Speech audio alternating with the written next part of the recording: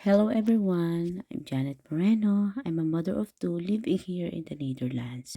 Ngayong araw nga pala ay ipapakita ko sa inyo ang isa sa pinakamahalagang tradisyon ng mga Dutch. Kung sa Pilipinas, pagpasok pa lang ng Burr month ay pinagdiriwang na natin ang Christmas. Dito nga pala ay tradisyon ng mga Dutch na ipagdiriwang naman ang Sinterklaas. Napakahalaga nito lalo na sa mga Dutch o sa mga bata na nakatira dito sa the Netherlands. Taon-taon na nila ito ginagawa. Kung sa atin ay may Santa Claus, dito naman ang tinatawag nila ay Sinterklaas. Very inspired ang mga bata. Kaya naka-costume din sila kagaya ni Sinterpit. Itong mga tao na nasa unahan, naka-costume, ang tawag po sa kanila ay Sinterpit. Kung sa atin ay may reindeer, ang Santa Claus, dito naman ay may Sinterpit, ang Sinterklaas nila. Alam nyo ba na mas mahalaga ang Sinterklaas dito kaysa sa pagdiriwang ng Christmas? Pero hindi naman ito nalalayo sa kaugalian natin ang pagbibigay. Ito din ang ginagawa na tradisyon ni Sinterklaas, ang pagbibigay sa mga bata ng mga regalo na gusto nila matanggap sa Christmas.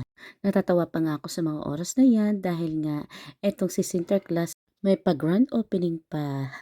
Sabi ko nga, magaling siya umakyat pero hindi siya marunong bumaba kaya napatapagpatuloy siya ng brand beer o yung bombero kung tawagin sa atin. Yung mga brand beer at saka pulitsi kasi dito mga ay parang superhero ng mga bata. Anyways, props lang naman yan ni Sinterklaas para magkaroon ng katuwaan sa mga bata at ganoon na rin sa mga magulang. Medyo natawa pa nga rin kami dyan dahil nga sabi ko nga kay Papa, mas matagal pa nga yung pagbabaha ni Sinterklaas sa gamit ang brand beer o yung bombero na hagdan kaysa sa tinagal niya sa performance. Tatanungin niyo kung kailan diniriwang dito ang Sinterklaas. Ito ay tuwing sasapit ang 5 ng December. Yun po ang pinakamahalagang moment para sa mga.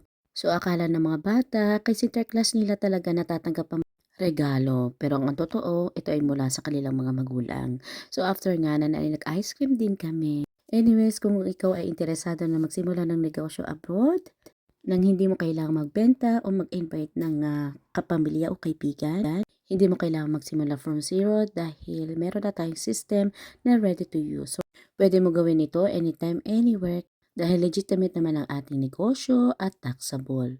So, kahit sino ay pwede magsimula ng negosyong ito. So, you only have to do is to register your name and email para ma-send ko sa iyo ang next step na gagawin mo. So, yun lamang. Thank you so much and God bless and see you inside.